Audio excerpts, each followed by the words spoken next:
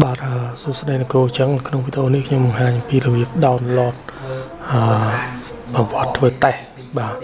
ញ្ចឹងដើម្បីធ្វើប្រវត្តិធ្វើចូលដាក់ទាញយកបញ្ជីប្រវត្តិធ្វើតេស្តលោកគ្រូចុចចូលគណនីគ្រូមកហើយចូលពាក្យប្រឡងបាទហើយបន្តមកចុចប្រវត្តិធ្វើតេស្តបាទប្រវត្តិធ្វើតេស្តមកវាមានតន័យតែមួយទេអញ្ចឹងកន្លែងសិស្សនេះយើងត្រូវបដូរទៅជាទាំងអស់ដើម្បីទាញយកទិន្នន័យសិស្សទាំងអស់បាទអញ្ចឹងដោយសារនេះជា account សម្រាប់សាកល្បងគឺមានសិស្សតែម្នាក់តេស្តទេ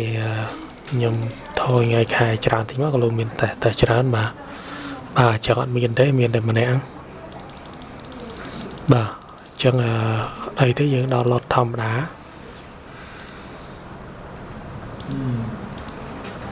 ច្រឡំពណ៌មួយតបាទអញ្ចឹងដើម្បី download យើងមាន3ជំរើសទី1បើសិនបានគ្រូប្រើនៅលើ browser Chrome នឹងធម្មតាយើងចុចប៊ូតុង download នេះគឺវាអត់ដំណើរការទេវាមានបញ្ហាតិចតួចយើងមិនទាន់បានកំពុងតែពិនិត្យជួសជុលដែរដោយសារយើងមានប្រព័ន្ធថ្មីទៀតយើងអាចចាំប្រើប្រាស់ប្រព័ន្ធថ្មីតែម្ដងតែជាប្រសិនយើងអាច download បាន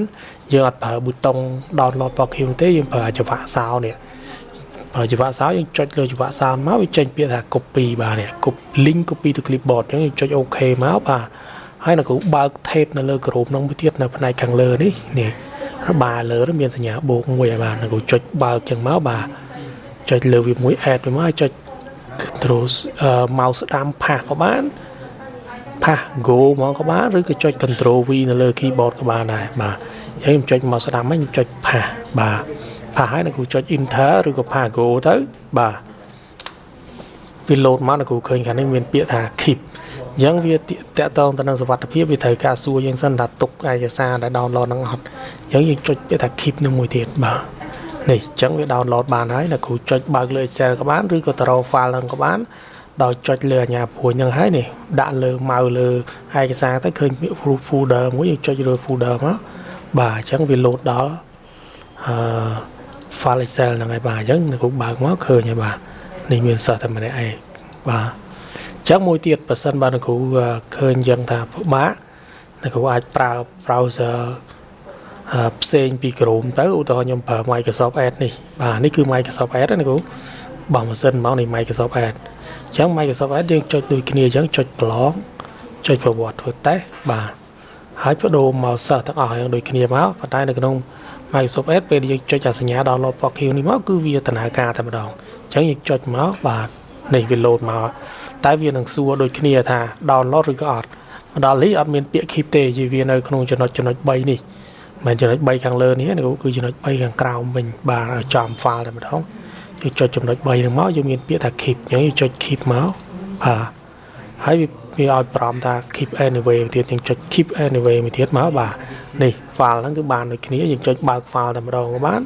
ចុចលើ folder ដើម្បីត្រក file ក៏បានបាទខ្ញុំចុចមកបាទនេះពីរយ៉ាងគឺដូចគ្នាបាទអញ្ចឹងរបៀបទាញយកប្រវត្តិធ្វើតេស្តរបស់សិស្សគឺអញ្ចឹងដូចគ្នាប៉ុន្តែមុននឹងខ្ញុំសូមបញ្ជាក់បន្ថែមបន្តិចមុននឹងទាញប្រវត្តិធ្វើតេស្តសូមអ្នកគ្រូអាចជ្រើសរើសមុខវិជ្ជាឲ្យបានត្រឹមត្រូវសិនព្រោះបើសិនបើសិស្សធ្វើច្រើនគ្នាអត់ដឹងថាគាត់ធ្វើលើមុខវិជ្ជាណាវិញ្ញាសាណាទេដើម្បីទាញមកឲ្យត្រូវចំតែម្ដងគឺយើងត្រូវជ្រើសសិស្សទាំងអស់ហើយជ្រើសមុខវិជ្ជាឧទាហរណ៍ថាគាត់ប្រឡងស្តង់ដាគឺនៅក្នុងខាមអញ្ចឹងយើងចុចខាមអញ្ចឹងមកបាទហើយយើងចុចតេស្តភាសាខ្មែរឬក៏គណិតវិទ្យាច្បាស់អញ្ចឹងមកបាទបន្ទាប់មកអ្នកគ្រូរើសថ្ងៃខែក្នុងអំឡុងពេលមួយខែឬក៏ប្រហែលថ្ងៃណាដែរអ្នកគ្រូឲ្យសិស្សធ្វើតេស្តនឹងរួចចាំចុចទាញ download បាទអញ្ចឹងមានតែប៉ុណ្្នឹងទេក្នុងវីដេអូនេះសូមអរគុណអ្នកគ្រូបាទ